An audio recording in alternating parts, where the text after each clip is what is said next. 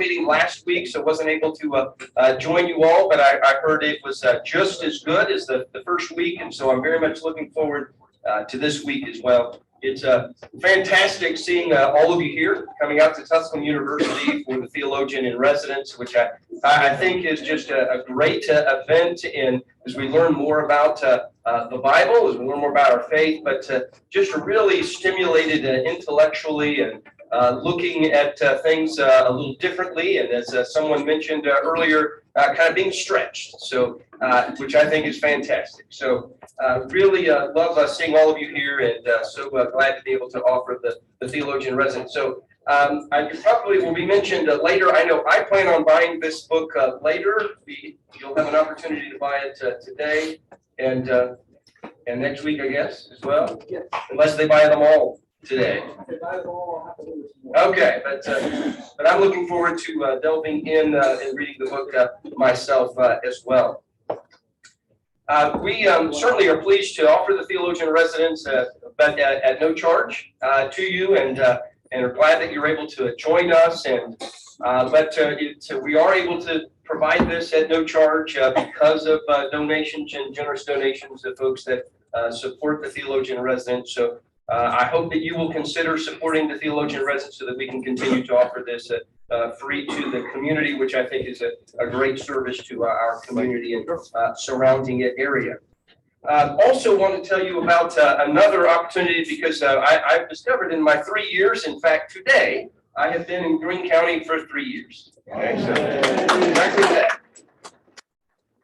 I will say I'm sure I want to repeat the first 2 years of my 3 years in Greene County with the pandemic, but nevertheless, it's good to be here. And part of what's good to be here are events like this at Tusculum University, but we actually have a whole host of other events that are fun and exciting. And so if you get a chance to see the magical world of Ben Seidman at St. James Auditorium. St. James Appalachian Auditorium. So he was actually here last year and was really incredible and a lot of fun. So I would encourage you to go see that Saturday night, tomorrow night, if you get a chance to do that. We really have a lot of great events here in the county. I also want to encourage you to, if you know anyone, it's making his presentation go forward. So if you will imagine a picture of Israel. And so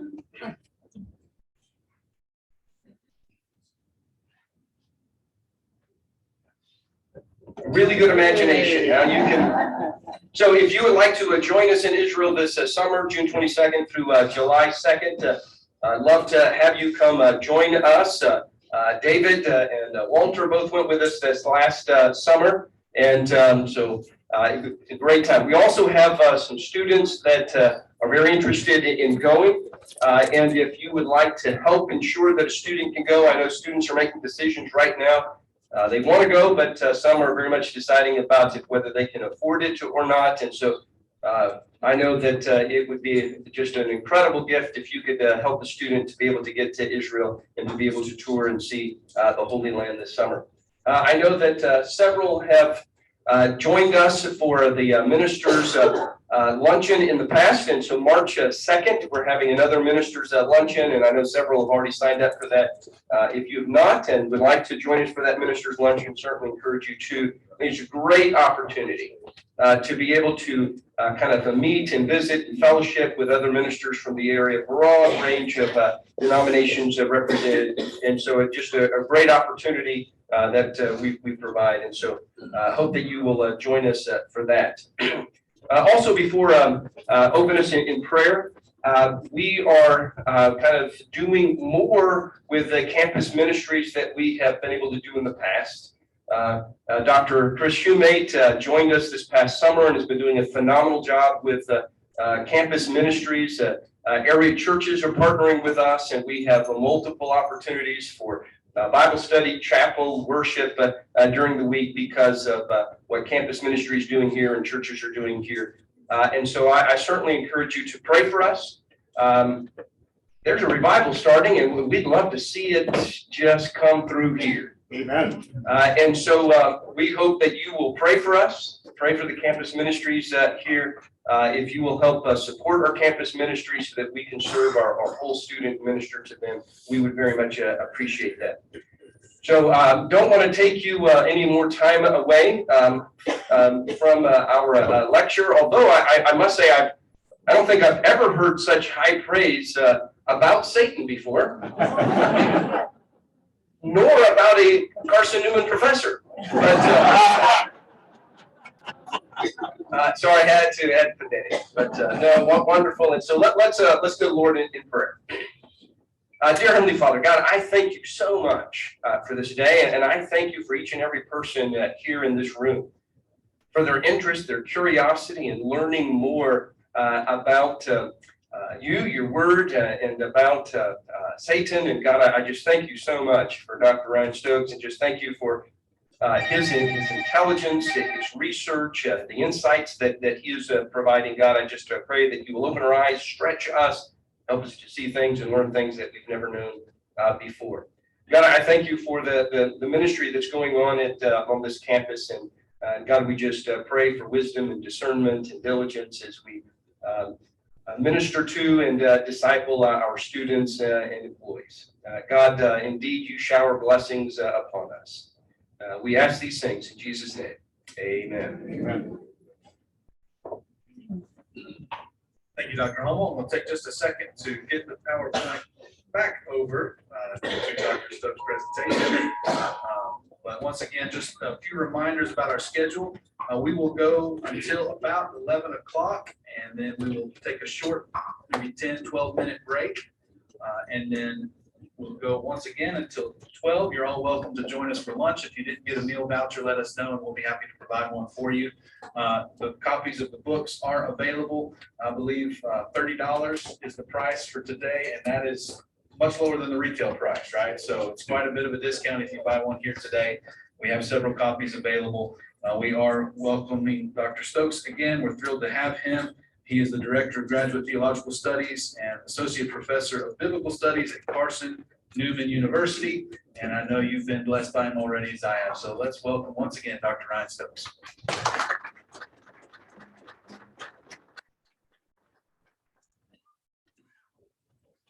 Done this before. This is my hall. I'm not going to take it. The Fine Folks Festival really done a good job organizing this.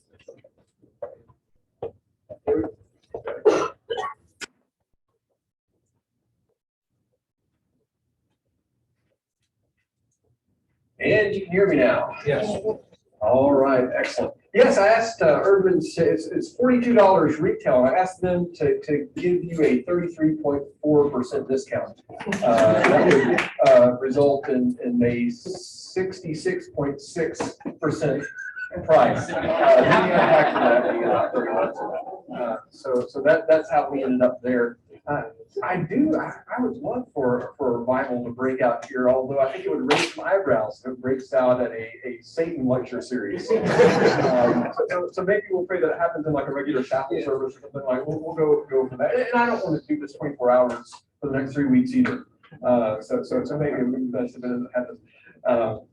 While I'm talking, I'll have to let some other Satanists talk. By the way, I am the world's only Southern Baptist Satanist. I should clarify that by Satanist, I mean someone who studies Satan, like a botanist or an economist, not someone who worships Satan. I said that I was at a church Bible study one night a few years ago, and I shared that I was the world's only Southern Baptist Satanist. And there was a woman in the class who nearly had a panic attack. She had actually had a panic attack because she thought that I actually worshiped Satan. I was there at her church in our Bible study.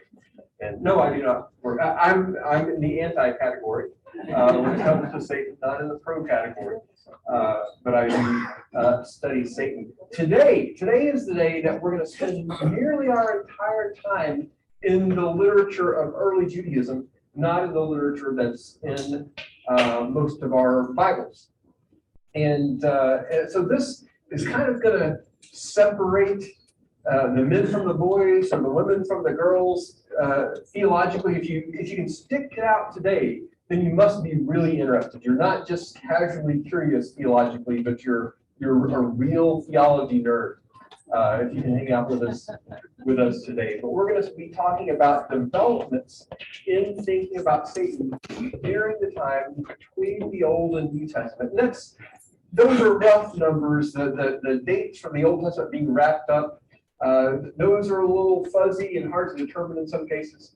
But generally, we're speaking of developments that take place after the literature, after the time of the literature that we talked about the first week, the Old Testament literature, but prior to the New Testament. Now, while we're doing this today, try to remember, if you can, in your own mind, when you were younger and you began to think for the first time, perhaps, about why exactly it was that you came to your faith, why it was that you came to faith in Christ, and perhaps why others had not done that. I remember I was a college student, and I remember reading the Bible and coming across the word predestination for the first time and being really confused by it. I'd heard of it, but I thought that it was just some silly idea. I didn't realize it was a word that was actually in the Bible, and I had to wrestle with that. And probably all of us here have had to wrestle with the question of how human volition or our own choice relates to God's sovereignty, and we come to different positions on that, and maybe we even feel tension within ourselves about that. So try to keep that question in mind. Try to imagine yourself or recall when you began to ask these sorts of questions yourself at one time, because what we're going to talk about today are the ways that some early Jewish texts deal with these same questions and how they bring the idea of Satan or the belief in Satan to bear on the question of why it is that some people sin and others don't, or some people sin worse than other people do. So the title of the presentation is the Satan in the Dead Sea Scrolls and Other Early Jewish Texts. In retrospect, I should have come up with something more interesting than that. But that's what we're talking about, but we're going to be dealing with some really interesting theological questions today, I think, because these early Jewish texts deal with some interesting theological questions. Part one, God, the Satan, and human sin. The relationship between God and Satan and the choices that humans make. Before we do this, let's do a bit of a review of some of the conclusions we've reached so far, some of the observations we've made so far, most of these going back to our first week together. First of all, the Satan was originally conceived of as one of God's punishing angels. That's the way Satan seems to be depicted, or the Satan seems to be depicted in the Old Testament. The Satan is the person who goes around causing problems for the people who deserve that sort of treatment. We also saw that in the book of Job, Satan creates trouble for an innocent person. This is kind of a development late in the Old Testament period, I think, where Satan isn't just causing trouble for a righteous person, or isn't just causing trouble for a wicked person, a sinner, not just punishing someone who's rebelled against God, but is actually causing trouble for someone who has not rebelled against God. That's what we have in the book of Job. We've also seen in this literature that there are different conceptions or different taxonomies of demons, evil spirits, and rebellious angels in early Judaism. Meaning, if you ask someone what a demon is, one Jewish person would give you one answer, and another Jewish person might give you another answer. Someone might say, well, a demon is a fallen angel, and an evil spirit is the thing that makes you worship that fallen angel. And another person might say, well, an evil spirit and a demon are the same thing. Or maybe they wouldn't even mention fallen angels. They may just say the demons are things that we worship, and they don't even tell you a story about fallen angels. So there are different ideas in early Judaism about what exactly these beings are and how they relate to one another.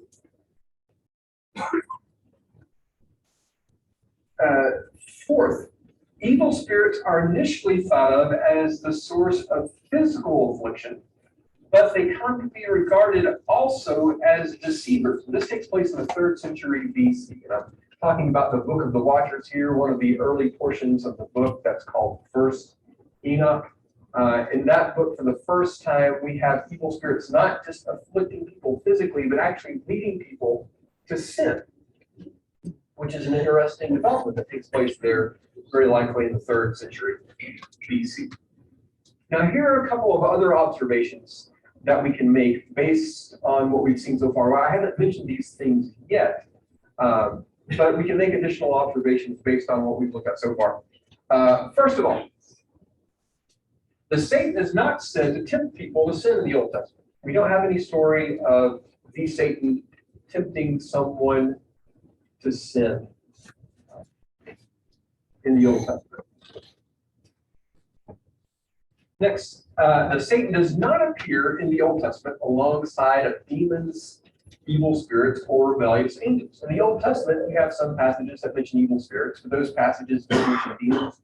Those passages don't mention fallen angels. Those passages don't mention Satan. You have other passages that mention demons, but those passages don't mention evil spirits. Those passages don't mention Satan. And you have a couple of passages that talk about someone called the Satan, but those passages don't mention evil spirits or demons or fallen angels. These are kind of distinct ideas in the Old Testament. But what we're going to see pretty early on, well, early on in our lecture today, but the 2nd century, mid-2nd century BC, is all of these ideas are going to come together for the first time, at least for the first time in the literature that we have.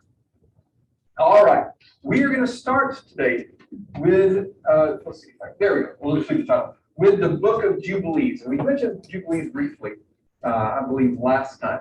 But this is where we're going to spend a good bit of our time today. I'm actually going to look at one lengthy passage in the Book of Jubilees, which is really interesting. I hope you find it as fascinating as I did when I began studying it. But we're going to look at one lengthy passage and then just a couple of very short snippets in the Book of Jubilees. But we're going to see some really, really significant things happen in the thinking of the Book of Jubilees. By the way, the Book of Jubilees, again, unless you're a member of the Ethiopian Orthodox Church, it is not in your Bible. Jubilees was written probably sometime in perhaps the second half of the 2nd century BC. It is what scholars refer to as a retelling of certain biblical stories. It starts with what we would consider Genesis 1. It goes through about the middle of the book of Exodus, telling the story of creation, telling the story of the patriarchs, Adam, but you get Noah, you get Enoch, you get Abraham, Isaac, Jacob, Jacob's children, then you get Moses, and you get the story of the Exodus. And the book of Jubilees ends with Israel coming to Mount Sinai and Moses receiving the law. And that's the portion of the Bible that Jubilees covers, but it gives interesting twists on all of these stories. It leaves some of the stories out, but a lot of the stories, it actually lengthens them. It gives us more information, or at least more of Jubilees' interpretation of what happened. And we can learn all kinds of interesting things from the book of Jubilees about how early Jews were reading these Old Testament texts. But what I'm going to look at first here is a story that Jubilees tells about Noah. Now, this story takes place after the flood, after humans have become sinful, after the angels have rebelled, like in the story of Genesis 6 that we looked at last week. After the angels have rebelled, after humans have become wicked, God sends the flood and wipes out all humankind. The angels are imprisoned. Only Noah and his family are left. What we read in the book of Jubilees is that as Noah begins as his children begin to have children, and their children have children, there gets to be this problem with demons or evil spirits. Now, these demons, these evil spirits, they're left. These are the spiritual parts that was left after the sons of God had children with human women, and they were these giants, and the giants are killed, but their spirit lives on. This is from last week. Is that video still available if anybody wants to go back and look at? Okay, so it's still available if you happen not to be here, you can't remember. This spiritual component is left, and after the flood, these spirits are running around causing all kinds of problems for Noah's children. What we have here in Jubilees chapter 10 are Noah's children or his grandchildren coming to Noah and saying, hey, these evil spirits are getting to be a problem. They're going to kill all of us. We survived the flood, but we're getting ready to be wiped out by these evil spirits if we don't do something about it. So during the third week of this Jubilee, that's one of the things the book of Jubilees does. It divides history into periods of 49 or 50 years. Maybe some of you are familiar with the notion of the Jubilee from the Old Testament, how there's forgiveness of debts and release of slaves every 49 or 50 years. So during the third week of this Jubilee, impure demons began to mislead Noah's grandchildren, to make them act foolishly and to destroy them. Then Noah's sons came to their father Noah and told him about the demons who were misleading, blinding, and killing his grandchildren. But this is interesting, that the problems, you can learn a lot about the problems that people of this age are experiencing by what they're blaming on evil spirits and demons. And they're concerned with people being misled. They're concerned with blindness and sickness leading to death. And that's what the demons are responsible for in the story. So they come to Noah and say, Noah, this is a problem. And Noah can't do anything about it himself except go to God and pray. So here's what Noah does. He prayed before the Lord his God and said, God of the spirits which are in all animate beings, you showed kindness to me, saved me and my sons from the floodwaters, and did not make me perish as you did to the people meant for destruction, because your mercy for me has been large and your kindness to me has been great. May your mercy be lifted over the children of your children, and may the wicked spirits not rule them in order to destroy them from the earth. Now you bless me and my children so that we may increase, become numerous, and fill the earth. A little reference there to Genesis 9, and, where God tells Noah to be fruitful, multiply, and fill the earth, just like he had told the first human couple that he made. So here Noah refers to that promise and to save us from these evil spirits so that we can be fruitful, multiply, and fill the earth. His prayer continues. You know how your watchers, now y'all remember the watchers, these are the angelic beings who sinned in this literature.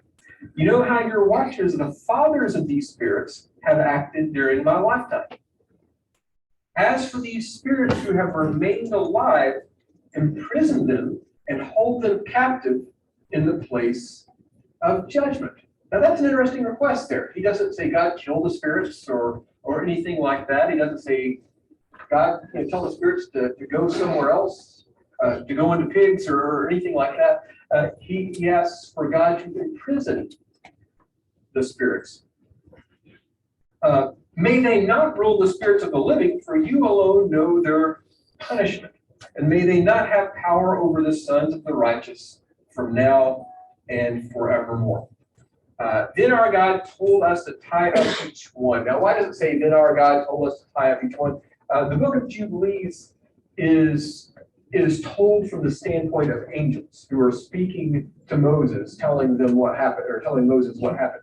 And so here, one of the angels says, then God told us to bind up the spirits, to imprison the spirits. So God tells his angels to imprison the spirits. That would solve the problem, wouldn't it? Well, it would, but it also would create another problem. When Mastema, the leader of the spirits, came, he said, Lord Creator, leave some of them before me. Now, who is Mastema? Mastema is the name that the book of Jubilees uses for Satan. The word Mastema is a Hebrew word that means something like hostility. Normally, he's called the prince of hostility.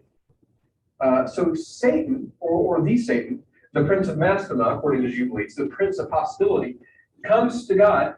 He's also said to be the leader of the spirits. So for the first time, we have Satan associated with these demons or evil spirits. And the Satan here, or the prince of Mastema, is the leader of the spirits. He comes to God and says, Lord Creator, leave some of them before me. Let them listen to me and do everything that I tell them, because if none of them is left for me, I shall not be able to exercise the authority of my will among mankind. They are meant for the purpose of destroying and misleading before my punishment, because the evil of mankind is great. What the Prince of Maximus seems to be saying here is, God, I have a job to do. I'm the punisher. This is still the idea of the Satan that we have in the Old Testament. He's going around punishing the wicked. He says, God, you've given me the task of punishing the wicked. And if you don't leave some of these spirits free to serve me, I'm going to be understaffed. Right? Just like McDonald's and Taco Bell, every place you go, there's a sign in the window. Yeah. The Satan is not going to have enough employees to humans are really bad. Is what this is saying. Humans are really bad, and we're so bad that Satan can't keep up with all of it. So he needs these evil spirits to help him, causing problems, afflict us with physical afflictions, and do all kinds of bad stuff to us. He can't do it all by himself. So what do you do if you're God? Noah says, imprison these spirits, save us. Satan says, wait a second here. I need some people to work for me. Here's God's compromise position. Then God said that 1/10 of them should be left before him, before the Prince of Massacre, while he would make 9 parts descend to the place of judgment. Sorry for the typo there. So God's solution is, let's imprison 9/10, 9% of the evil spirits. That'll leave enough for Satan to do what he needs to do, for the Prince of Massacre to do what he needs to do, but it'll also keep it from being the case that there are so many evil spirits that humans can't even survive. Then the angel says, he told one of us that we should teach Noah all their medicines, because he knew that they would neither conduct themselves properly nor fight fairly. Let me read that again. Some of you are stretching your necks to see the lower part of the screen here. He told one of us that we should teach Noah all their medicines, because he knew that they would neither conduct themselves properly nor fight fairly. In other words, these evil spirits are supposed to be punishing the wicked. They're working for Satan and punishing the wicked. But sometimes they're going to cause problems for righteous people. So God, or at least that's what they would do if we didn't limit them somehow. So God has one of the angels teach Noah the medicines by which they can heal people from the diseases caused by evil spirits. I bet y'all didn't know that Noah wrote a book of medicine. He was the first pharmacist, I suppose. According to the book of Jubilees, of course, this is not in the Bible. This is the book of Jubilees' version of things. But it's a little bit more than that, as we find out as we read on. He acted in accord with his entire command. This is the angel speaking again. We acted in accord with everything God said. All the evil ones who were savage, we tied up in the place of judgment, while we left 1/10 of them to exercise power on the earth before the Satan. That's one of the reasons we know that the Prince of Massacre is the same person as the Satan, because he's called the Satan here. There are other reasons as well. Maybe we'll talk about later during our time. Then it says, we told Noah all the medicines for their diseases with their deception. So Noah's not just learning about their diseases, but he's learning about how they deceive, so that he could cure them by means of the earth's plant.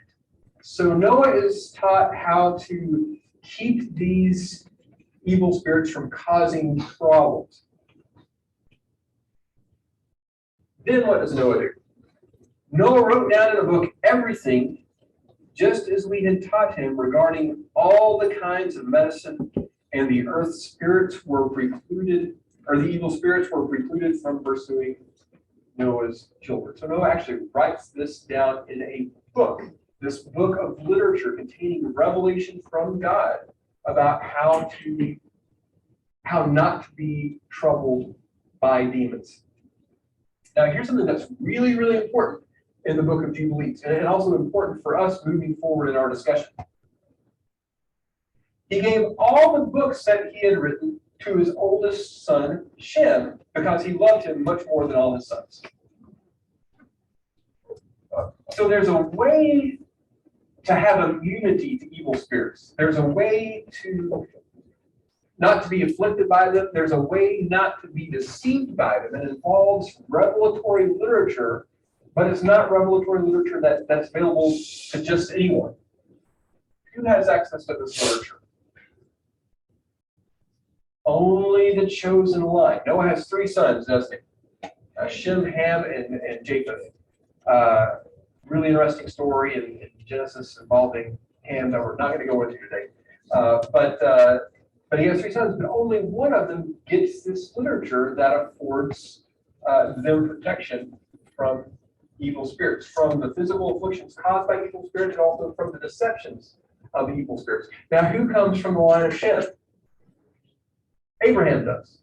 Israel does. A little bit later in the book of Jubilees, after the languages are confused in the Tower of Babel, God comes to Abraham. Abraham prays. He says, God, don't let these evil spirits roll over me. And God sends an angel to teach Abraham Hebrew so that Abraham can read the book that Noah wrote, which was apparently in Hebrew, according to the book of Jubilees. And so Abraham gets access to this literature. Then God gives Moses some literature that's like this as well, and that's what we have in the law. Genesis through Deuteronomy, according to Jubilees. And this is the literature by which God gives not everyone, but just the chosen people protection from evil spirits, immunity to evil spirits' attacks and deceptions. All right, questions up to this point? All right, let's move on. Oh, sorry. Yes, ma'am.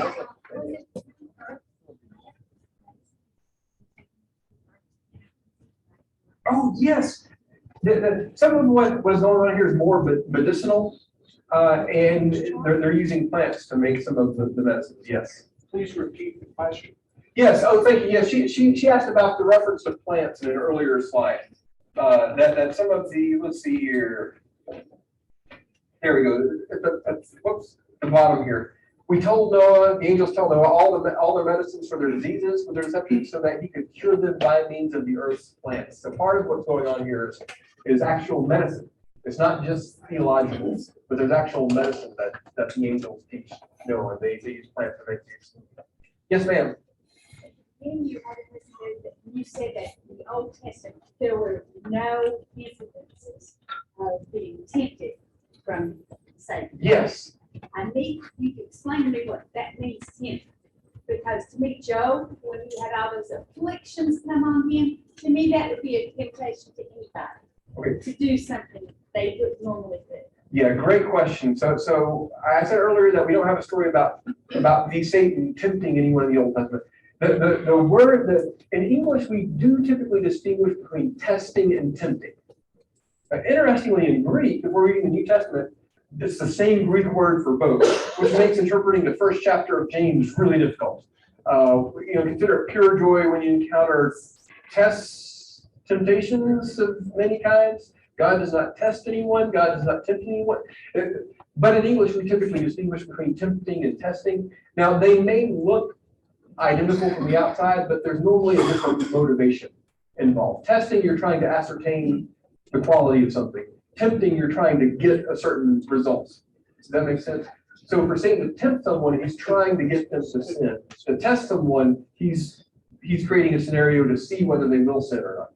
Does that make sense? I understand the words, but I still don't understand. Okay. Now, putting you in a situation where you are more likely to do something wrong would not be a temptation. Right. Yeah, I guess it's a matter of perspective. In Job, it looks like Satan is saying, how do we know that Job is really faithful to you? We can only know this if we test him. It's not Satan running around saying, I want to make people sin. It's he wants to see if Job's really righteous or not. And so that's the sort of distinction that I would make. Perhaps you don't make the same distinction, or you see Job differently. I don't know. No, I'm just saying, somebody tried to eat kids, you might try to kill somebody to be that because you're. Yeah. protecting them. So that's what you do. Right. Yeah. Good question. You got another hand back here. There is a solution to the temptation, and it is in 1 Corinthians 10:13. Okay, which says, I'm gonna try to memorize it, spit it out wrong. There hath no temptation taken you, but such as is common to men, but God is faithful, who will not suffer you to be tempted above that ye are able. There you go, here's the kicker. But will with the temptation also make a way to escape, that ye may be able to bear it. So you can't say, the devil made me do it. all right, we got time for one more. Yes, So I'm having fun. I like the way you've interpreted Jubilees. But if you leave it right here, it's like it's all solved. There's no more problem. Evil's over. And what happens? right, yeah. In the theology of Jubilees, it almost is like it is solved. If Israel will just obey the literature that God has given them, it's all taken care of. But we'll look at a couple more passages in Jubilees more briefly. Okay, the last one. So Eve was not tempted. The Genesis doesn't say that was Satan. So if we're looking for this Satan in the Old Testament, the Satan's not doing that. Job 1:6. Whoa. Well, maybe we'll talk about this next week when we deal with Revelation. But anyway, if we're looking at the Old Testament for where it talks about, where it says explicitly Satan is here, it doesn't say that Satan tempts anyone. He's causing physical problems for people. Okay, this last one. No more hands after this. Yes, ma'am. I'm just trying to understand how the medicine and plants became the law. Yeah, it's kind of complex. What we have here is probably a really, like an earlier story, a story that's earlier than Jubilees about Noah receiving instructions for medicine. But in Jubilees, what we have is not just medicine, but this revelation that protects from demons more generally. So that's why we get Abraham brought into this later, and then Moses is brought into it. I mean, clearly, Genesis through Deuteronomy doesn't say anything about medicine or plants, but we do get this later. All right, we're moving on now. You have great questions, and I love it. I wish my students would ask us many questions. But let's move on to a couple other passages They don't in have the Jubilees. Looking at Jubilees 11, so the very next chapter of Jubilees, this is talking about Noah's children multiplying several generations later. You have various nations of the world. Here's what it says about those nations. It says, they made molten images for themselves. Each one would worship the idol which he had made as his own molten image.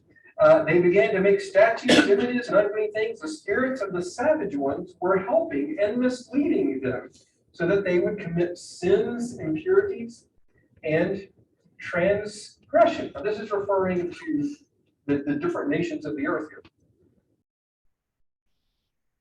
Prince Maxima was exerting his power and affecting all these actions.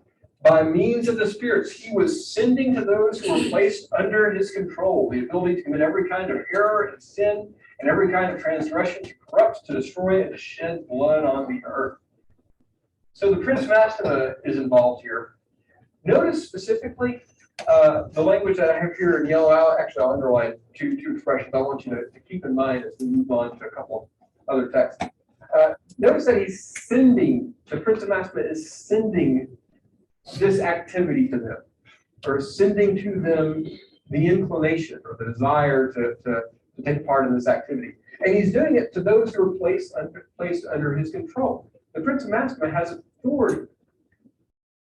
He's not some rogue agent quite yet. He's actually has authority in Jubilees over certain humans, and he leads the humans over whom he has authority to commit sin by sending these spirits to lead them to do this.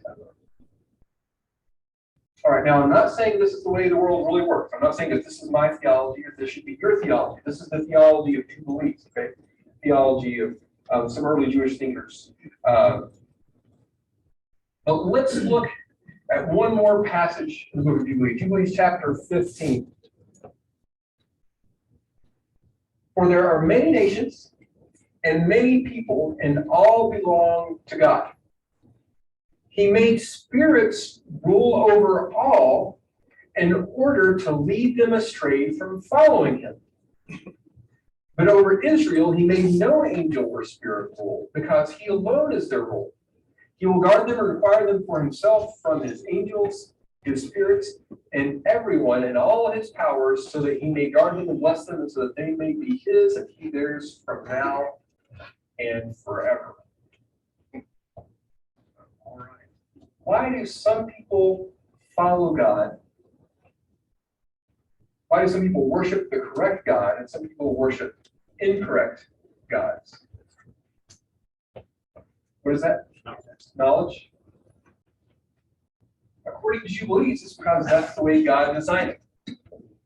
God has these spirits who work them, and they lead all of the nations astray. The reason the Gentiles worship false gods, the reason they worship idols, is because God has spirits in charge of these different nations, leading them astray. But Israel isn't this way. Israel is ruled by God himself, and that's why Israel worships God. Again, I'm not encouraging you to have this as your own theology, but I want you to appreciate that this is the idea of the author of Jubilees, and then a lot of Jews between the Old and New Testament are going to really like this book. They're going to read this book and be persuaded by this theology.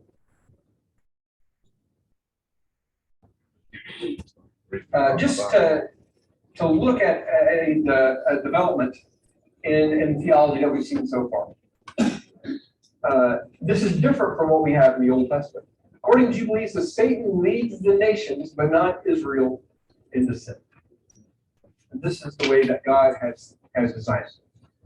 So that's the summary of what we've come to see so far from the book of Jubilees. Now we can also say that Satan has evil spirits who work for him. Now a lot of you would probably agree with that, right?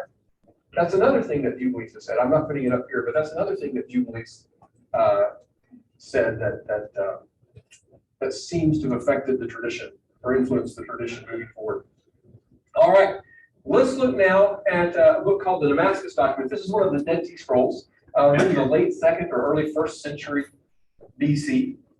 The Damascus Document is one of those texts that really likes the book of Jubilees. Actually quotes Jubilees as though Jubilees is scripture. But here's what the Damascus Document says.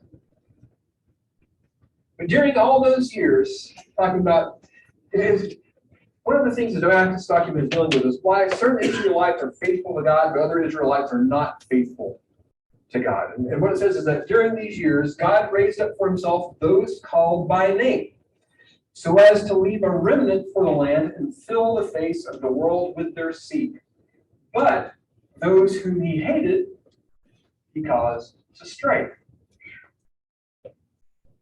Sounds kind of like double predestination, doesn't it? God raised up a remnant to be faithful to him, but those whom God hated, God caused to stray. Also during this time, during all those years, Belial, or Belial in Hebrew, which is the favorite name for Satan in the Dead Sea Scrolls. Belial means something like wickedness or worthlessness. And in the Dead Sea Scrolls, they're calling Satan Belial partly because they're thinking of Satan more and more as someone who's leading people into sin. So they're referring to him as wickedness. But during all those years, wickedness or Belial will be sent amidst Israel. Now there we have that sent language again. Will be sent amidst Israel, as God spoke through the hand of the prophet Isaiah, son of Amoz, saying, "Fear and a pit and a snare are upon you, O inhabitants of the land." So Belial, or Satan will be sent among Israel. Then he quotes Isaiah, "Fear and a pit and a snare are upon you." Here's how the Damascus Document interprets Isaiah.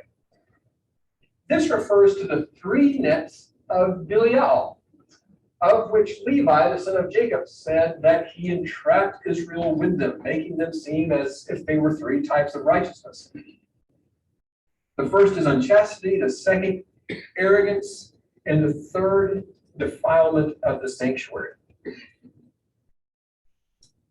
So let me try to summarize what the Damascus Document is saying. God has chosen some people to leave a remnant. to bring them near to himself, to flee from it.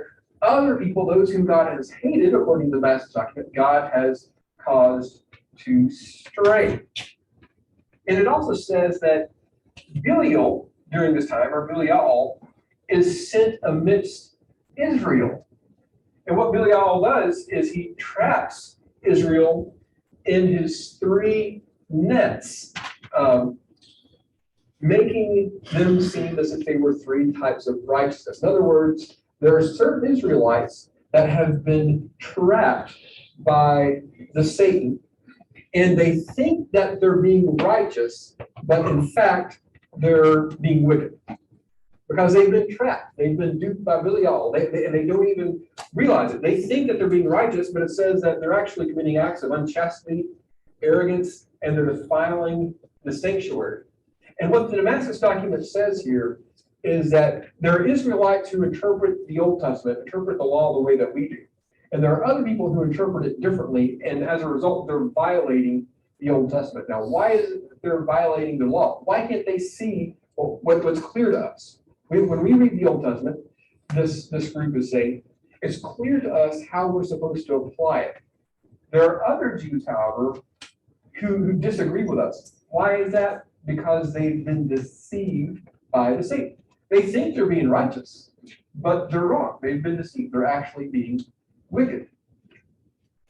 So think about how significant this is. And you believe we have the Satan leading the nations, but not Israel in the sin. In the Damascus document, we have the Satan leading even some Israelites in the sin.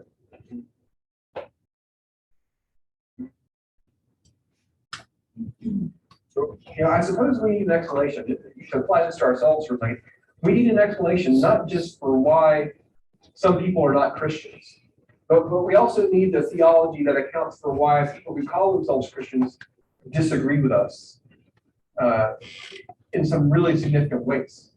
And the way that this sect of Jews who wrote the Damascus document, the way that they handled it, they said, well, Satan has led these other Jews astray. They're Jewish. They're descendants of Abraham, but they've been deceived by Satan. Satan doesn't just deceive other nations, but Satan deceives other Jews. But Satan doesn't deceive us. Yes, ma'am. Why does God hate? Is there anything? It doesn't really say. Yeah. And it may be that that they don't know why God does, but they see that clearly some people have been led astray, and they conclude that it must be because God hates them. Yes, sir. It flies in the face of John 3:16. It does. These guys hadn't read John 3:16. I understand, but still, I mean, you just come through a flood where all the evil has been destroyed. And then you have this. We do. So Maybe the reason it's not in the Bible. it could be. Keep that in mind. We'll come to the details. Yes, sir. Who writes the Damascus document? This is one of the Dead Sea Scrolls. According to scholars, it was written by a group of Jews called Essenes. They didn't call themselves Essenes, apparently. They referred to themselves as like the community of the New Covenant, which is really interesting because that's what the New Testament Christians call themselves. So, but there's a group of Jews who believe that they're in a covenant with God, and all the other Jews are misled. And I don't know if they think they're going to hell or not, but that would be the modern day equivalent. Everybody else is going to hell, but we're good.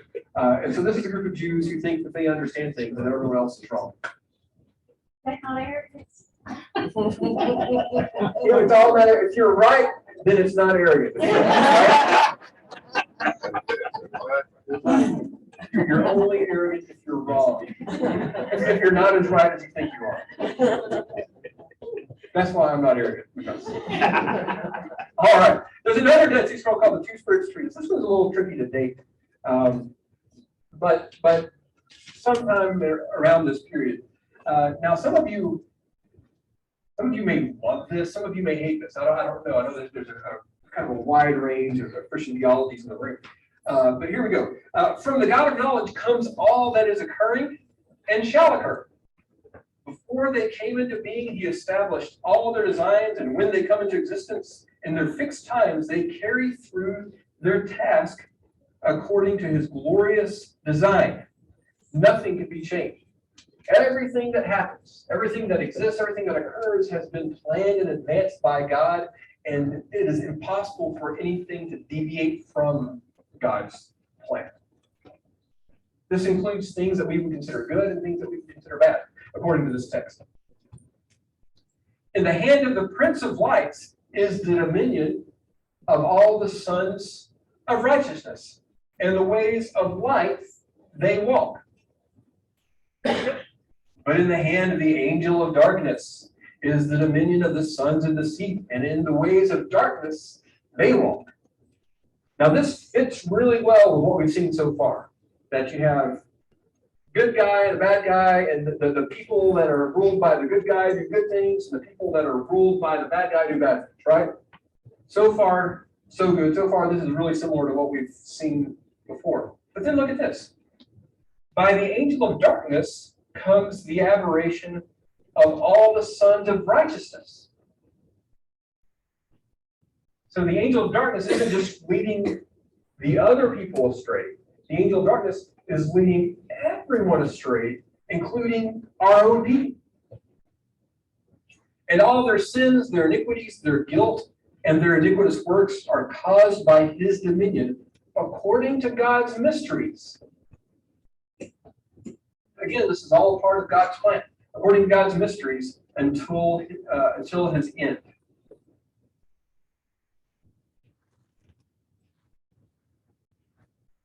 So in Jubilees, Satan leads the nations, but not Israel into sin.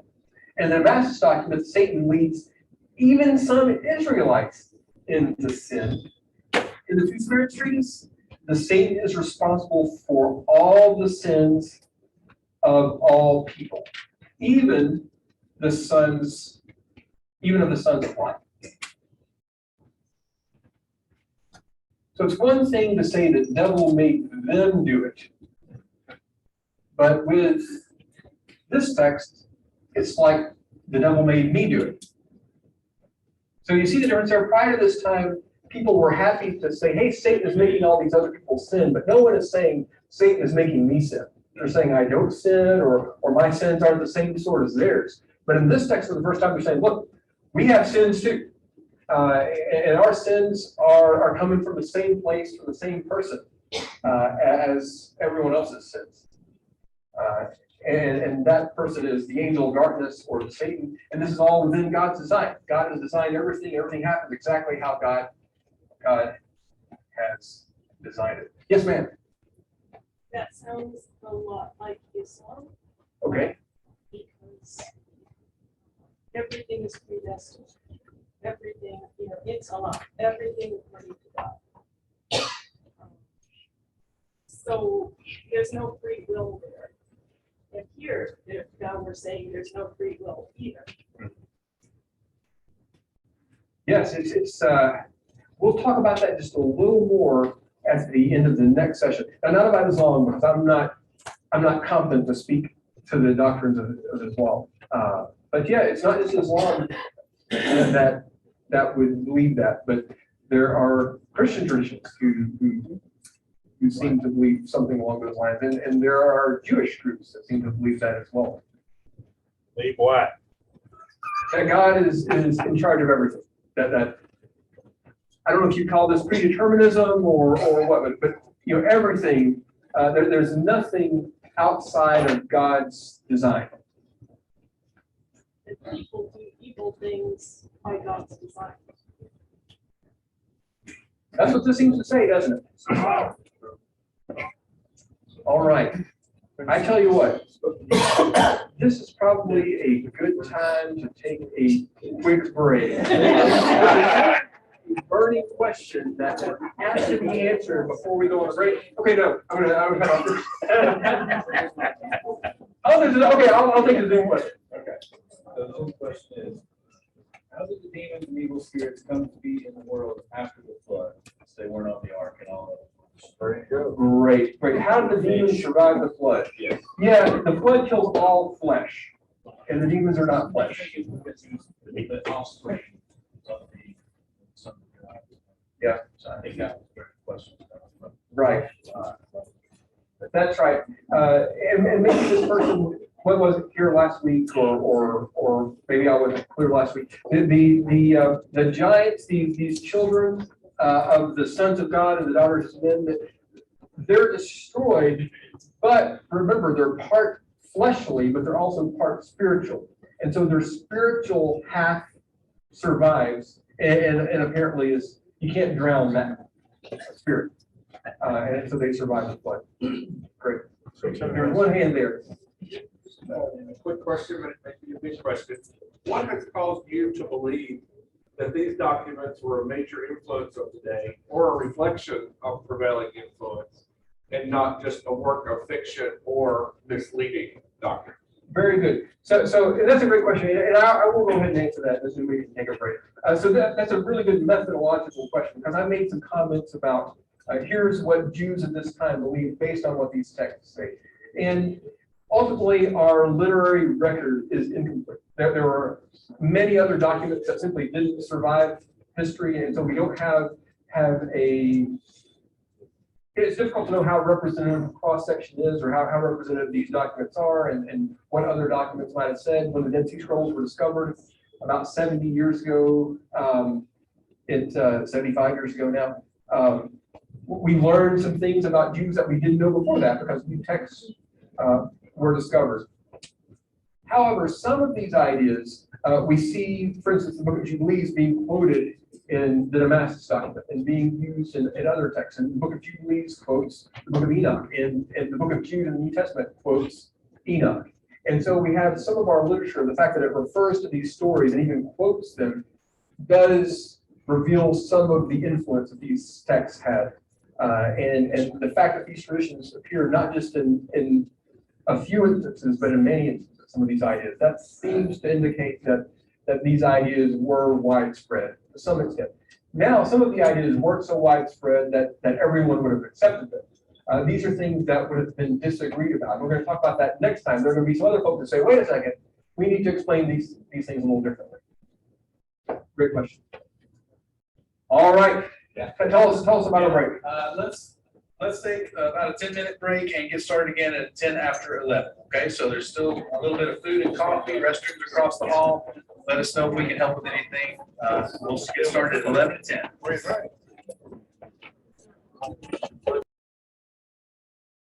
10. Turn it back over to Dr. Stokes if he is available. And if he's not available, we'll just wait a minute. Yeah. All right. Go on, Dr. Stokes.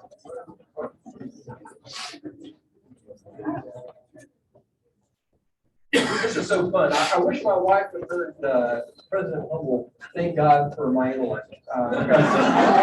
Sometimes you question whether God gave me one. We're doing a remodel in our house.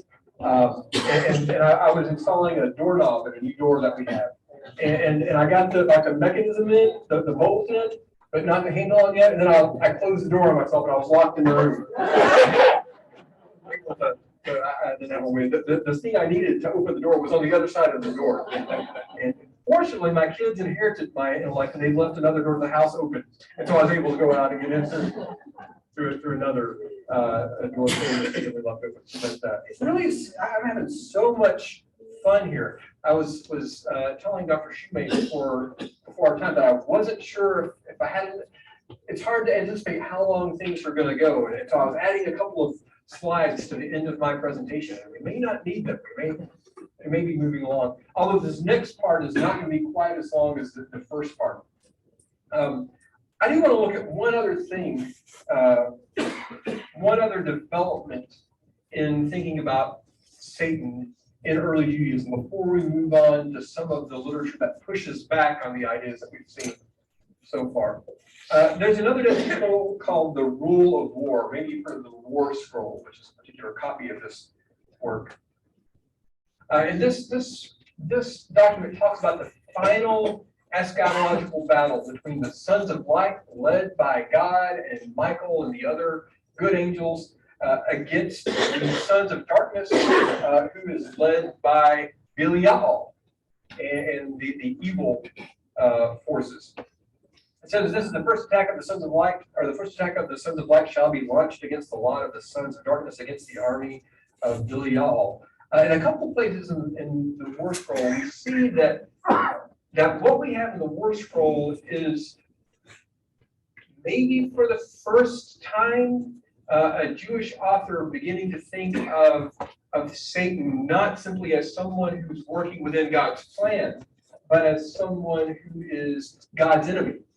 And what it says here in column 18, line 1 says, when the great hand of God is raised against Belial and against all of his dominion in everlasting slaughter. You have another reference of the wrath of God against Belial and all of his people.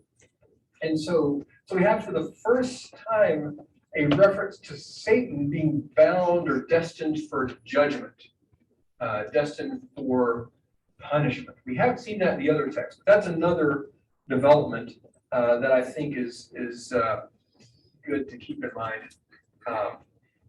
We're going to see this a little bit more next week. Next week, by the way, we're talking about Satan in the New Testament. So back to the Bible at that point. And so if you've stuck with me this far, I think maybe that'll be where some of the payoff is, because we'll see how some of these doctrines culminate, at least in the Bible, and how some of what we considered this week and last week will inform our interpretation of the New Testament. All right, part 2, other explanations of human sin. We've seen explanations of human sin that blame it on Satan as someone who's working for God, leading certain humans, perhaps all humans, into sin.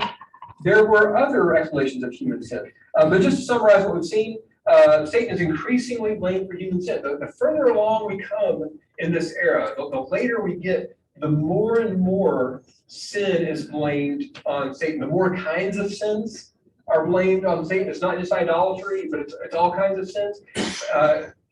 But so the more kinds of sins, but also the more people's sins are blamed on Satan. So Satan is responsible for the sins of the nations. Satan is responsible for the sins of misguided Israelites.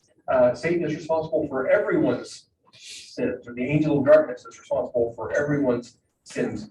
What we've also seen, except perhaps in the rule of war, or the War Scroll that I just quoted, is that the Satan carries out his work of instigating sin within God's plan for humankind.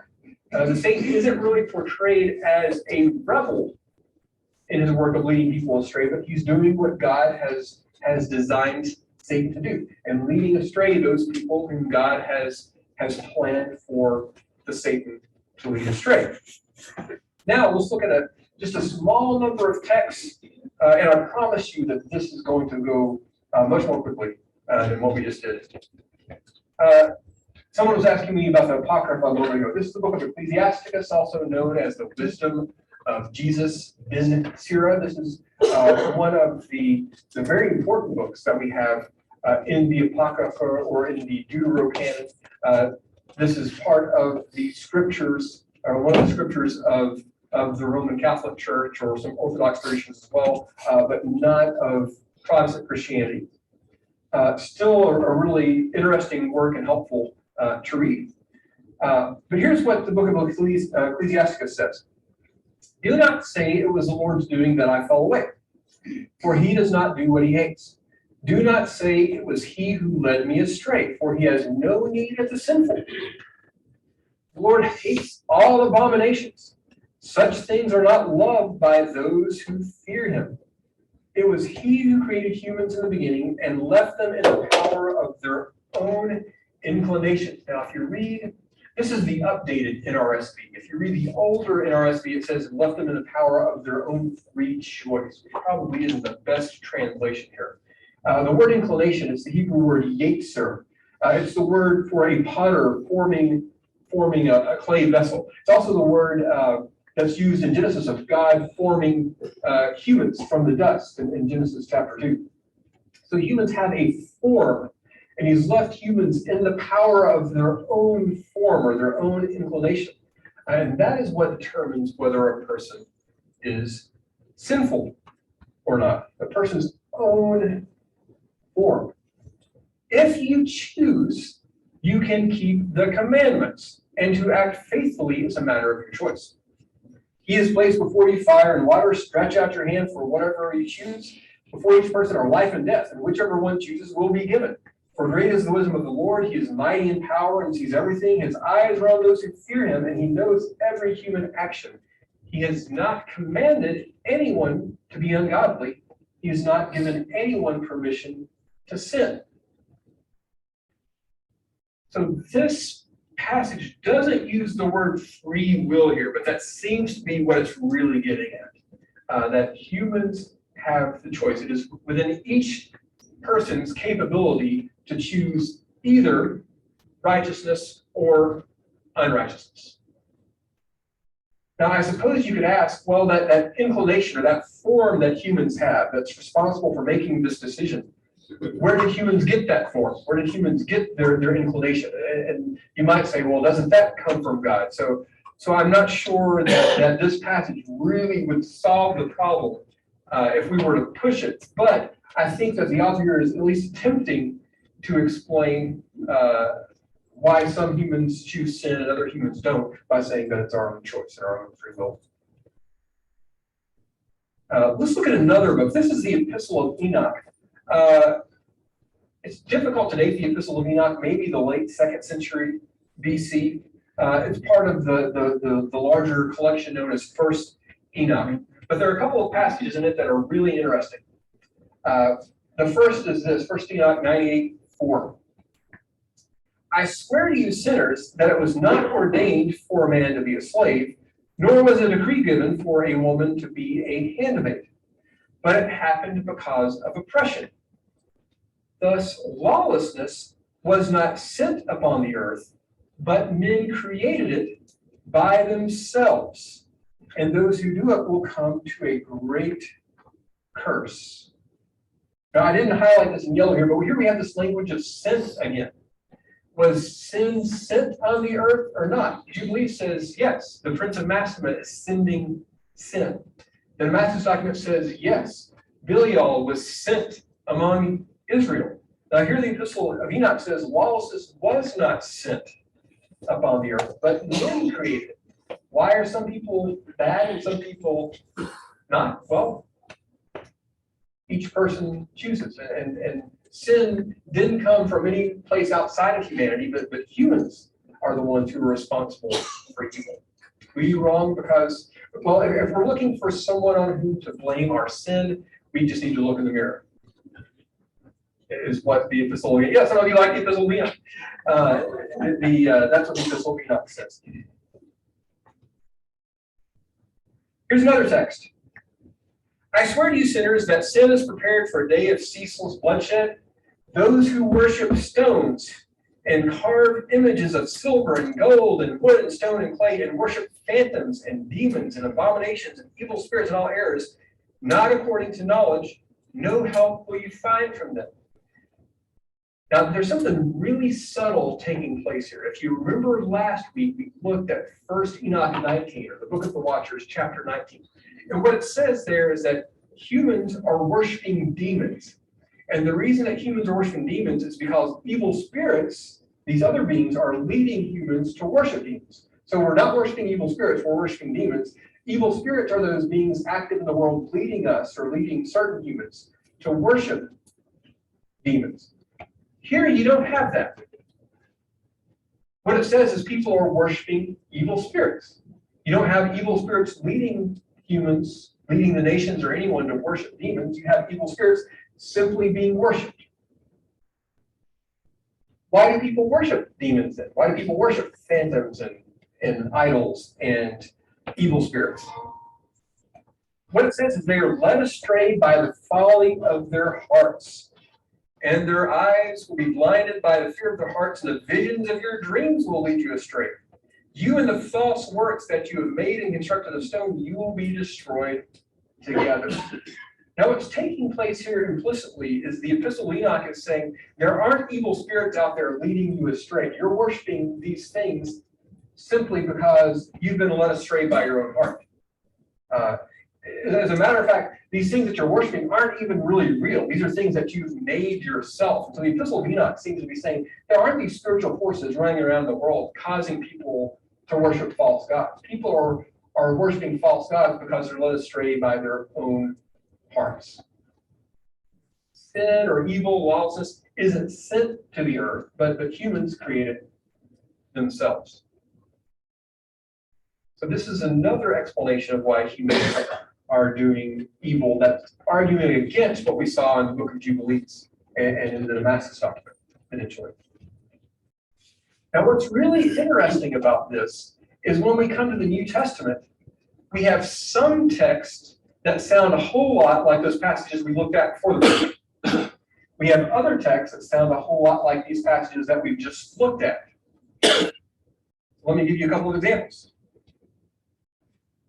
So then he has mercy on whomever he chooses, and he hardens the heart of whomever he chooses. That sounds kind of like the Damascus document, doesn't it? That was Romans, by the way. John 12. And so they could not believe, because Isaiah also said he has blinded their eyes and hardened their hearts, so that they might not look with their eyes and understand, and with their heart, and understand with their heart and turn, and I would heal them. You're John. God's hardened them so they might not turn. 2 Corinthians chapter 4, verse 4. In their case, the God of this world has blinded the minds of the unbelievers to keep them from seeing clearly the light of the gospel and the glory of Christ, who is the image of God. So who has blinded? Well, why are some people unbelievers? Why do some people not believe in the gospel? Because their minds have been blinded. Well, who blinded them? The God of this world. Who's the God of this world? Most commentators say this is talking about Satan. There are a handful of commentators who say that this is God who said this, but most people interpret this as Satan. So Satan, the God of this world, Satan has authority over this world apparently, and the people who are not believers have been blinded by Satan. That's why they haven't seen the light of the gospel and the glory of Christ. On the other hand, here we have James chapter 1, verses 13 through 15. No one when tempted should say, I am being tempted by God. For God cannot be tempted by evil, and he himself tempts no one. But one is tempted by one's own desire, being lured and enticed by it. Then when desire is conceived, it engenders sin, and sin, when it is fully grown, gives birth to death. Why do people sin? Well, they sin because they're tempted. Well, who tempts them? Well, not God, but they're tempted by their own desire. And that's what leads to sin. And that sounds a whole lot like, if I can go back to Ben Sira here, do not say, it was the Lord's doing that I fell away, for he does not do what he hates. Do not say it was he who led me astray, for he has no need of the sinful. Then we have James. No one when tempted should say I'm being tempted by God, for God cannot be tempted by evil, and he himself tempts no one. But we're tempted by our own desire, being lured and enticed by it. So here's the question. Let's think about our own theology for a moment. I know that since I've been here, I've met some Presbyterian ministers and Presbyterian churchgoers. I've met Methodist ministers and Methodist churchgoers, and Presbyterians and Methodists doctrinally disagree about some of the workings about why certain people choose to follow Christ and other people don't. I'm Baptist myself. Baptists, we don't even agree with ourselves about this. So I'm not going to go into that. I'm going to try to keep my job. We don't even agree with ourselves about this. What's really interesting, what really impressed me when I was studying this particular topic is that disagreements between our different denominations, different Christian traditions on this issue of, what is the relationship between God's sovereignty and human volition? And we answer those questions differently. And these aren't debates that have risen in Protestantism. These aren't even debates that arose in medieval Christianity or even in the early church. Some of the disagreements that we have with each other on this issue are disagreements that existed in Judaism prior to the time of Christ, prior to the time of the New Testament. And so the tension that we feel in Christian theology and the tensions we have doctrinally among ourselves are tensions that we inherited from early Judaism. Early Judaism had some diversity on this issue, and we have that today as well. So think about that just for a second. It isn't that this other denomination just came up with this harebrained idea somewhere along the way. It's not that somewhere the Roman Catholic Church went astray and us Protestants have had to set it right. It's not that I was right and someone else did this wrong thing, or we were all confused, but finally my denomination figured this out. This is something that Christians have disagreed about for millennia. And this disagreement existed even prior to Christianity existing. What are the implications of that for us? Was that? Power to principle, how? Power to Relationships, quick. Okay. Yeah, what are the implications? And one implication I think is perhaps, this discussion calls for a good dose of humility, because this isn't a recent disagreement. This is a disagreement that's existed even before Christianity did. Calls, I think, for greater unity. If this is a disagreement that's existed from the very beginning of the church, and a disagreement that existed in Judaism before us, then I think we can probably find a good way for us to all have unity as Christians, despite this disagreement, because this disagreement is far older than any of us, and far older than any of our denominations. Yes. I like the disagreement idea, but it seems to me that at some point in the tradition, when those documents that you cited did not make it in the tradition, somebody made a decision to omit. That is true. So not all of those documents made it in. I suppose you could look at Old Testament texts that talk about God hardening someone's heart, but God wanting everyone to come to repentance. And I'm not sure that this tension is just in the extra canonical literature. I think this tension even exists in some texts. And then there's the New Testament passages outside. And I'm not going to say that the New Testament contradicts itself. I wouldn't use that word. I don't think it's a helpful word. But there's tension even in the New Testament. There's some texts that kind of nudge me one way, and there's some texts that nudge me another. And I'm not smart enough to figure out how this all can be reconciled. But the fact that we have these different Jewish texts that come down on, we have some texts that come down on one side of the issue and some texts that come down on another. Then we have New Testament texts that sound like these over here, and other New Testament texts that sound like these over here. It sounds like, to me, it's a very complicated issue. Not that it can't be resolved. Some of you are probably really comfortable with tension, not having an answer to this question. Maybe some of you say, well, it's both.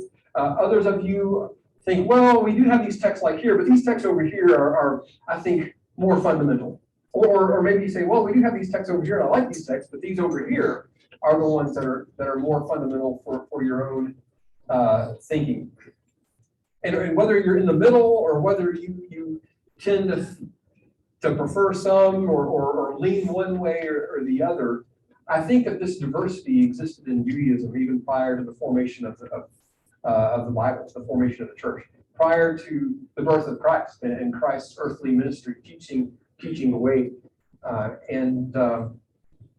It's not so much about solving the question, but about appreciating our differences and appreciating, I don't want to say the insolubility of the problem. It's not that it can't be solved, but maybe appreciating our own limitations and our own ability to solve it, and positioning ourselves best to love people who disagree with us about this, because this disagreement goes back a long, long time. Yes, ma'am.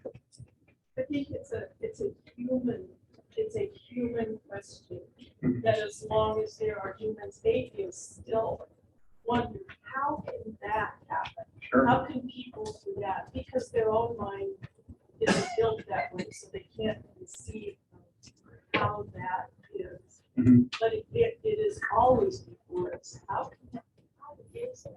Sure. And how is it why? I don't see it as solvable. I see it as an experience that is a mystery, that is simply, you know, we were given that question for a reason. It still boils down. Sure. Yeah, that's a good point. I think you're right that this is there's a very human element to this question. This is not one that's particular necessarily to our own faith. It's a human question. It's also a question that tends to arise, especially out of monotheism. If you have one God and you believe that God's good, then you have to come up with an explanation for why some of us aren't, or why all of us aren't. And so monotheism also creates this situation where you have to account for the evil that's in the world and do so without imputing the character or the goodness of God. And that was a question they were dealing with in Judaism prior to Christianity. Yes, sir. I have two questions. So the literature that we've been presented with today, Jubilees and some of the other literature that's been on the screen, that's all from roughly the second and first century BC, correct? Yes, the literature today is all from the second and first century. Enoch is from the 3rd century BC, but I don't think the sections of Enoch we cited today are from the 3rd century BC. Right, so most all of this is after the Septuagint, right? The Septuagint's a tricky one. Probably not translated all at one time, so there would be some portions of the Septuagint that would predate this, and some portions that would, the Septuagint being the Greek translation of the Old Testament. And not every Old Testament book was translated at the same time.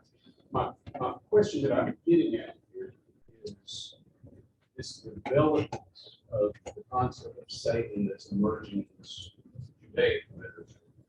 How much of that is influenced by Hellenistic philosophy?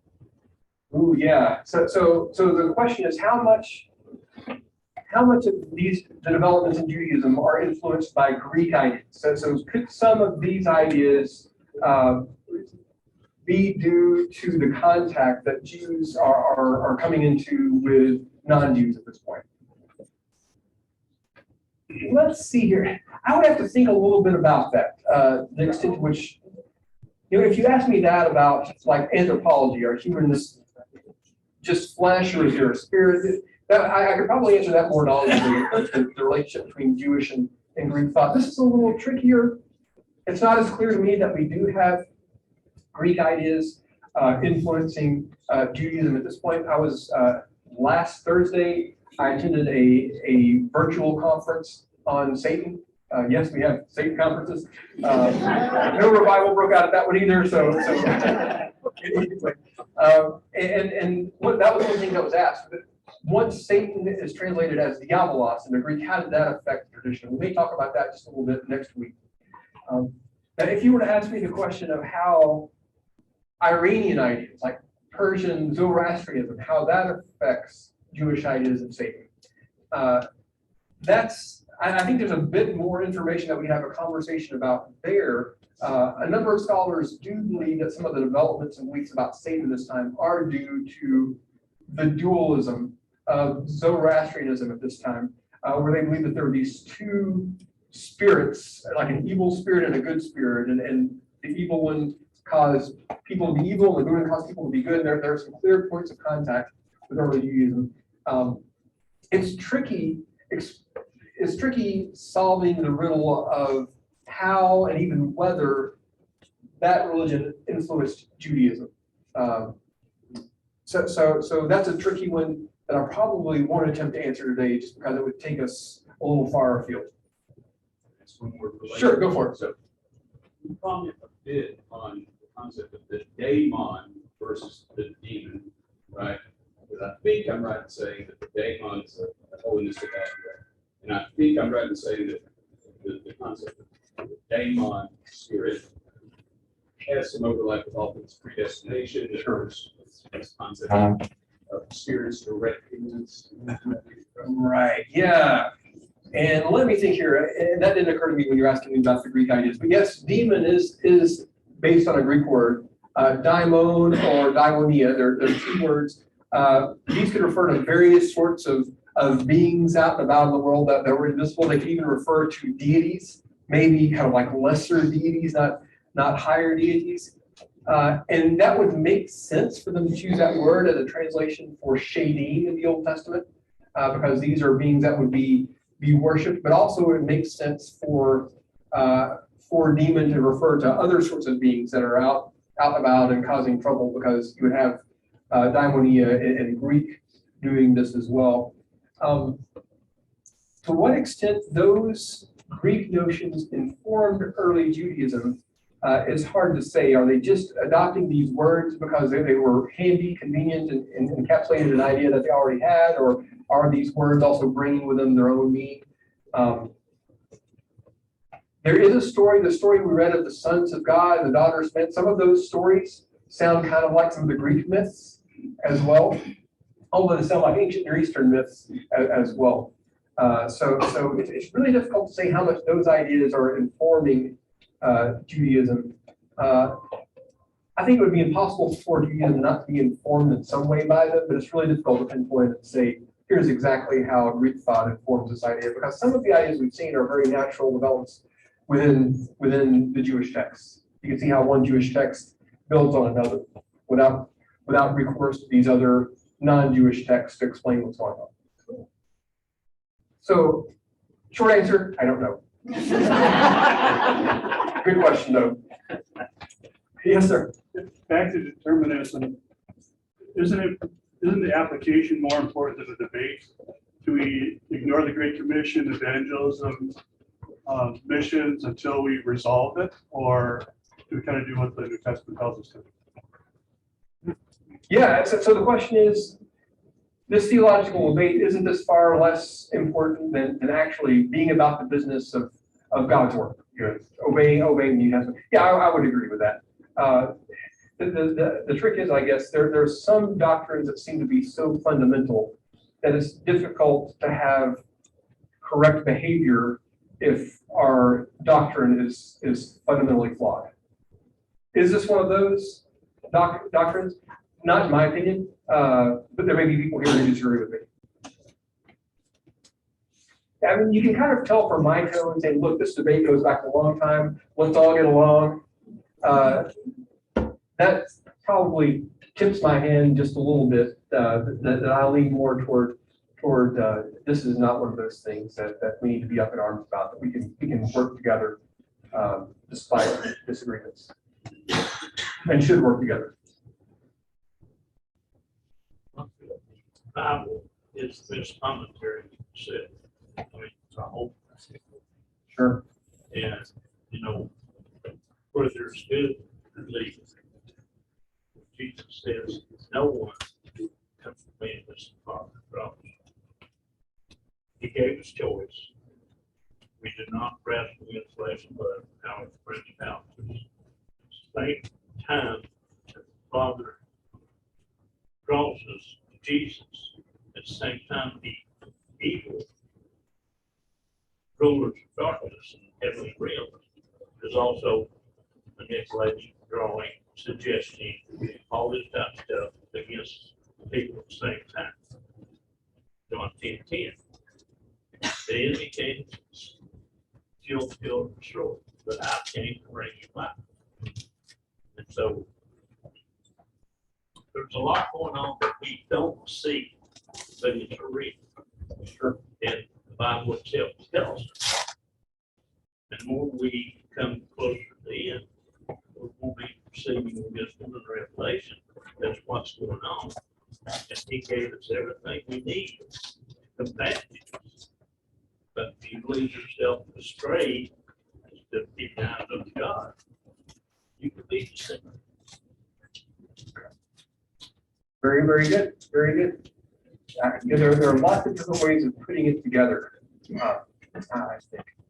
But you're right. The Bible gives us a lot to work with, other than just these passages that we considered today. And I think that we have plenty to be working on in our own lives, apart from figuring this one out. Not that we shouldn't try to figure it out. I'm not trying to discourage the pursuit of knowledge, of wrestling with these doctrines, and maybe one of you will be the one who solves this. I don't expect that I will be. Again, I locked myself in my laundry room. Anyway, I need to get him to become a member of the Satan conference, the Zoom conference. That would be really cool.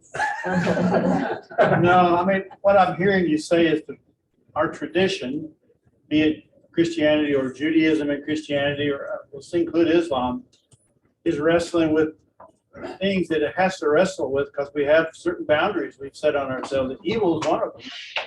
Where does evil come from? What is evil? Yeah. And that's a huge, that's a big one. That's a theological topic for the ages, isn't it? Oh, it sure is. Yeah, I haven't used the word theodicy here, but this wrestling with how we can reconcile the existence of one good God with all of the problems that we see in life. The one we've looked at today is just the problem of sin. But there are other problems as well that could be part of this discussion. Yes.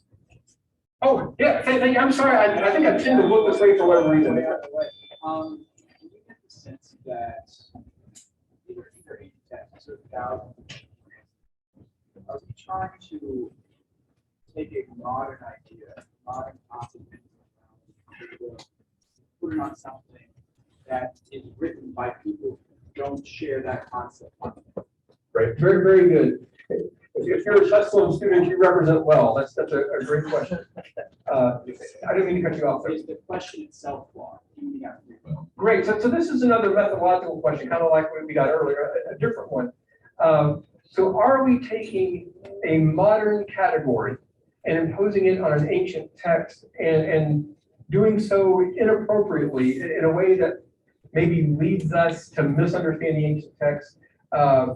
To read ideas into them that they're not really dealing with, because they're not asking the same questions that we are. And the categories they've created, even if they are answering some or asking some of the same questions, they created different categories for answering them. And by putting our categories on them, that we're misconstruing these ancient texts, these ancient ideas. So it's a really good question.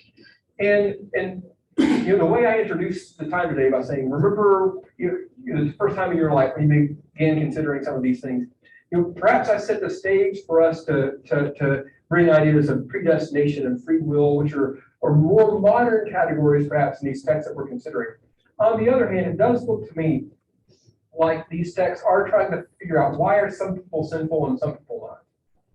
And I don't think it's inappropriate for us to take that conversation about which there was disagreement in the ancient world and say, well, how can this inform our understanding of our own conversation, even though our categories and our answers are different. I mean, they're not talking about total depravity and unconditional election and perseverance.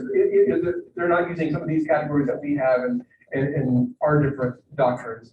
Common grace, I think that's another one where is that more of a Wesleyan idea where you have common grace where everyone is totally depraved, but then God gives grace to everyone sufficient for people to choose to come to God, whereas as a more Calvinistic understanding would be we're all totally depraved and God only gives the people who will come to faith that grace.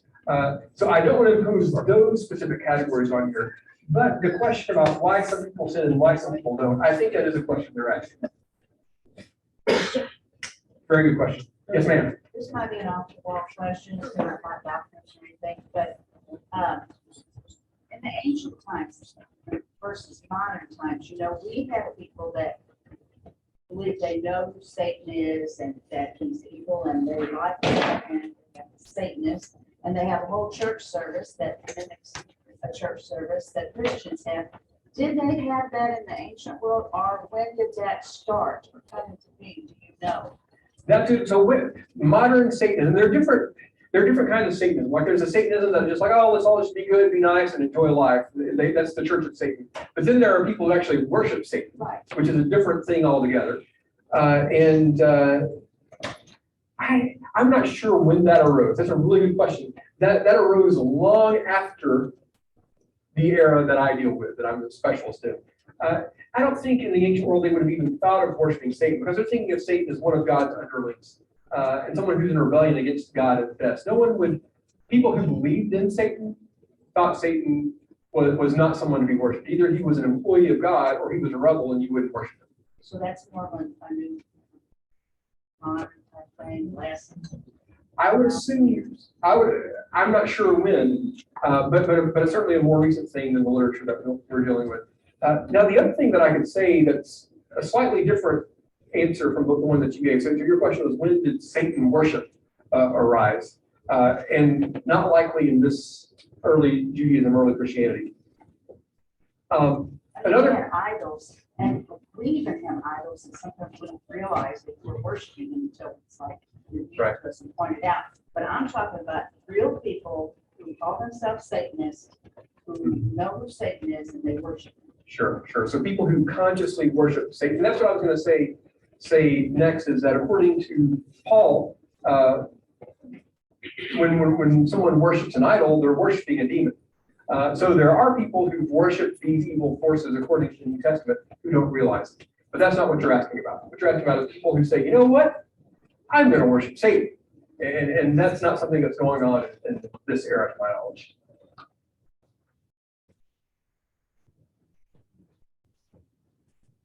Let me, for the record, say, I do not encourage you to do that.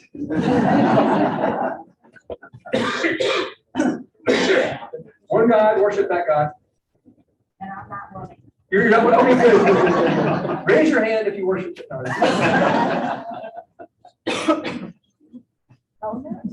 Psalm 106 says, they mingled with the Gentiles and learned their works. They served their idols, which became a snare to them. They even sacrificed their sons and their daughters to demons and shed innocent blood. Yes. Comment? Yes, and that was one of the texts we looked at last week, looking at the word shadim, and the idea that whatever these shadim are, these are what the other nations are worshiping. Deuteronomy 32 also says something really similar to that. But then it seems to conflate both an evil influence with the fallen nature, if you will, of humanity, but kind of working together. It says they turned aside, they mingled. So that's human responsibility. Yeah. And then it gives, well, these demons are there too. Sure. Yeah, that's a good question. So to what extent does this text imply any sort of rationale or reason that some people would worship demons? I'm not sure that the text addresses that, but it does say that some people in Israel did that. And says that wasn't a good thing. All right, yes. I know I asked too many questions, but that's okay. They're fun questions though. So, I mean, you might want to vote on that. I asked too many questions. I imagine this as a kind of debate and competing ideologies in the old world. Maybe I'm imagining that.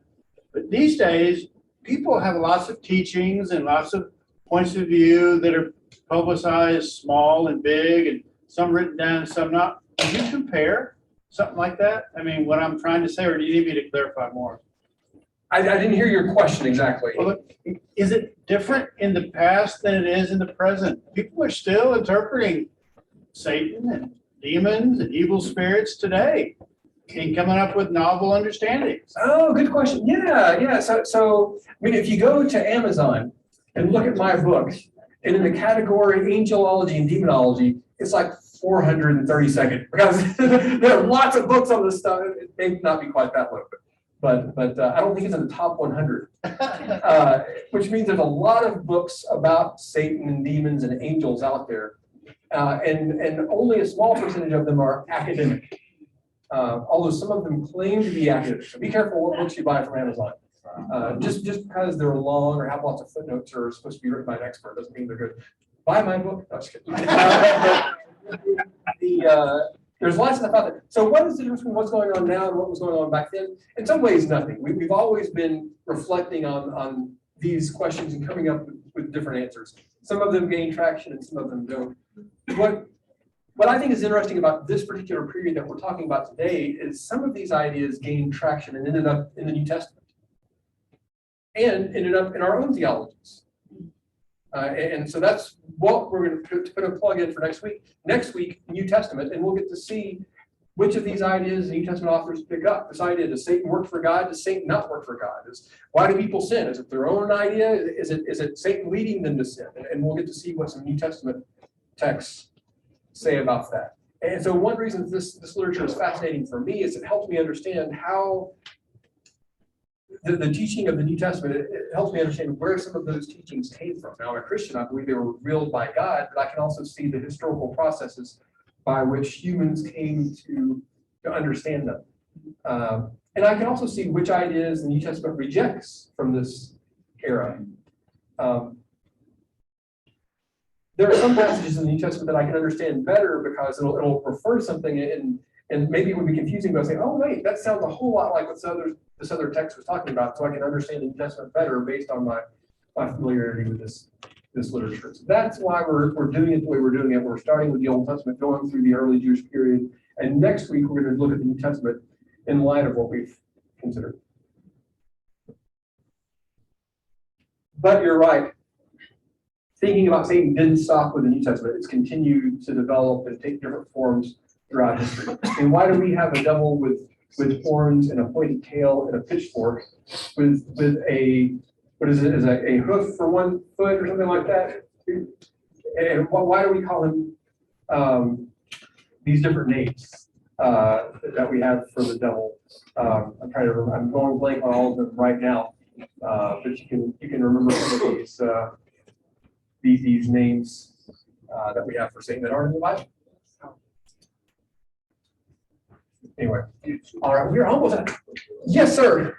In conclusion, many passages in the New Testament admonishes Christians to be unified, of one mind, and even Paul said, some of you do not agree with what I'm saying, but I pray that eventually you will agree. So there must be. Why don't you close us in prayer? But God, those people who do not yet agree with me, may you show them the light. And, I think that Satan has stepped in and has caused denominational divisions. And he said, don't do those things, don't have differences that will cause divisions between Christians, because the world will look at that and say, well, what's the use of being a Christian if you can't agree? Yeah. And so we measure on these things that cause us to divide. And that doesn't get the gospel out to the world. That's a good point. There's some really practical reasons that we would find a way to get along. All right. Okay. I think I've got y'all are, some of y'all are hungry. Like, I just like the 10 of you have questions, and the rest of you are like, we've got to eat. I think if there was a great division, you wouldn't have what you have to expect. Yeah, this is great. I love this. I'm so glad that there are all these different people from different traditions. This is wonderful, wonderful. And y'all haven't thrown any eggs at me yet. That speaks to your character.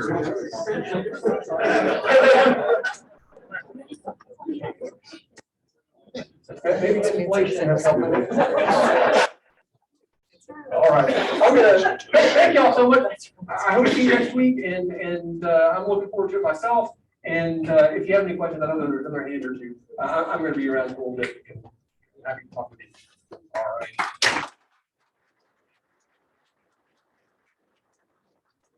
Just